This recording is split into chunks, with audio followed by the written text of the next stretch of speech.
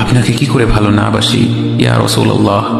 যখন আপনি আমাকে ভালোবেসেছেন সেই 1400 বছর আগে, যখন আপনি আমাকে মিস করতেন, আশা করতেন যেন আমার সাথে দেখা করতে পারেন, অথচ তখনও আমি জন্মই হইনি। সেদিন সাহাবীরা আপনার চোখে পানি দেখে বলল, ইয়া রাসূলুল্লাহ, আপনি কাঁদছেন কেন? আপনি বললেন, আমার ভাইদের খুব দেখতে ইচ্ছা করছে। সাহাবীরা বললেন, আমরা কি আপনার ভাই নই ইয়া রাসূলুল্লাহ?